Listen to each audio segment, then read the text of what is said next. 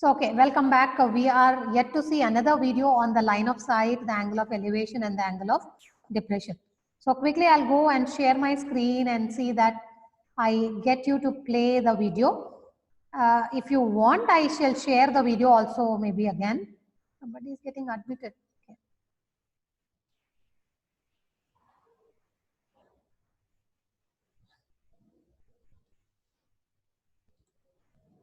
We come across many buildings, monuments, and other structures.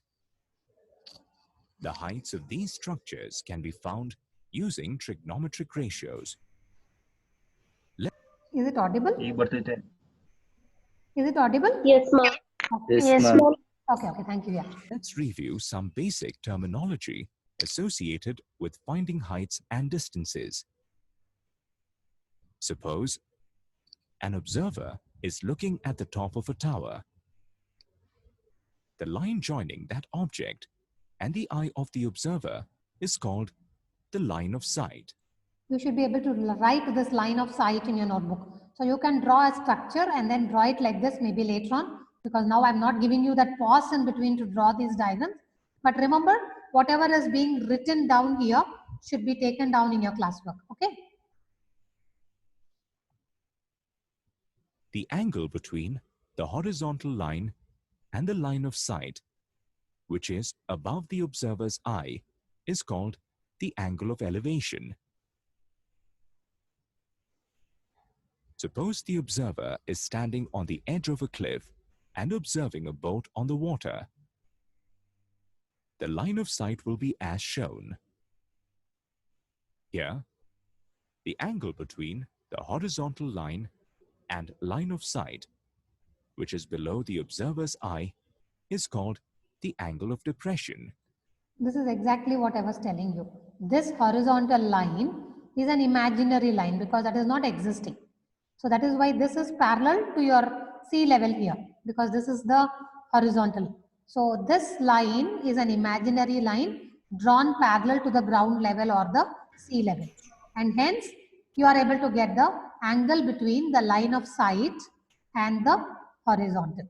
That is called the angle of depression. Let's see some examples on how angles of elevation and depression can be used to find the heights of the objects. Can you see the difference clearly now? When the observer is standing and looking up at the top of the object, then there is an angle of elevation which is formed.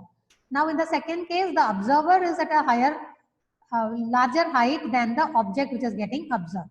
So there is an angle of depression which is formed. Here, the horizontal is the ground level itself. So the angle between the line of sight as we have seen is the line segment joining the eye of the observer to a point on the object. Here also, the eye of the observer to the point on the object. This line is called the line of sight. That is how you are looking at the object. So the angle between the horizontal and the line of sight is called the angle of elevation here. Here, the line of sight is this, and your horizontal is that imaginary line which is drawn parallel to the sea level or the ground level. So this angle becomes the angle of depression. So we'll just quickly look at some situations where we are able to see the angle of elevation and the angle of depression. Another 3-4 minutes. Kindly bear with me.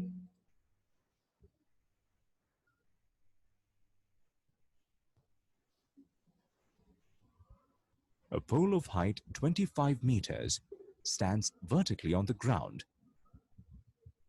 The angle of elevation of the top of the pole from an observation point on the ground is 45 degrees. We have to find the distance of the point from the pole. Let MN represent the pole and the point from where the top of the pole is observed be P. The angle of elevation from point P to the top of the pole is 45 degrees. We need to find the distance of the point P from the foot of the pole M. Here, triangle NMP is a right-angled triangle. In the triangle, tan 45 degrees is equal to mn divided by mp. Let's substitute the value of mn. mn is equal to 25 meters. The value of tan 45 degrees is equal to 1. Rearranging,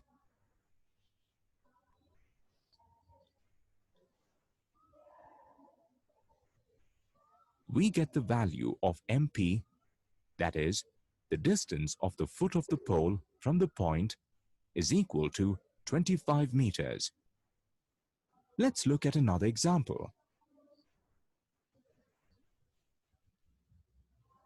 A boy standing on a tower observes a ball on the ground at an angle of depression of 30 degrees. The ball is located 60 meters from the foot of the tower. Let's find the height of the tower using the angle of depression. Let AB represent the tower. The ball is located 60 meters away from the foot of the tower. The boy observes the ball at an angle of depression of 30 degrees.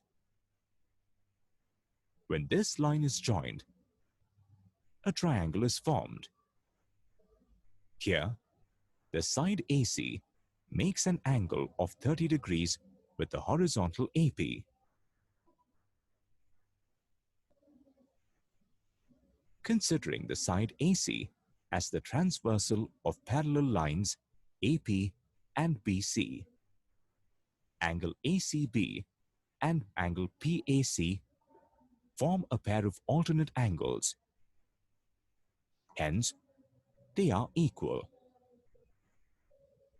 Therefore, angle ACB is equal to 30 degrees.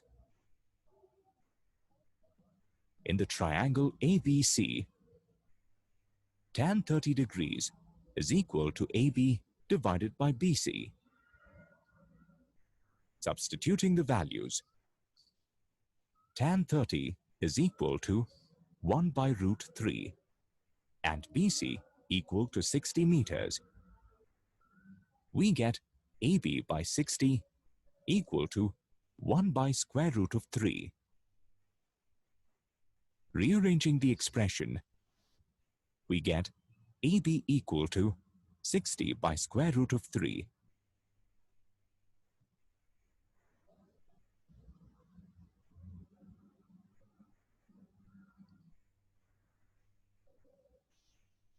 On simplifying, we get 20 multiplied by square root of 3 meters, which is the height of the tower.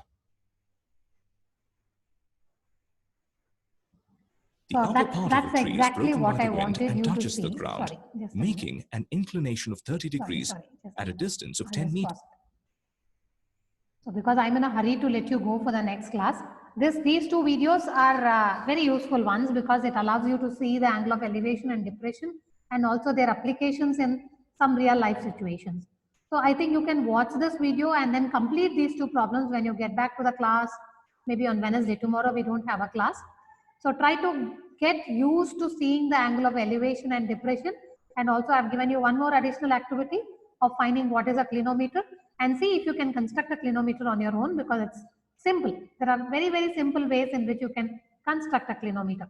So first find out what is a clinometer, how it looks like, and see if you can construct one yourself also. So we will meet on Wednesday. Till then it's bye from here. I'll share the videos a little late in the evening because I don't have power here and I don't have LAN connectivity also. So wait till maybe evening so that I can get back and then upload the videos on the YouTube. So it's a bye from here. Go and join your next class. Thank you, children.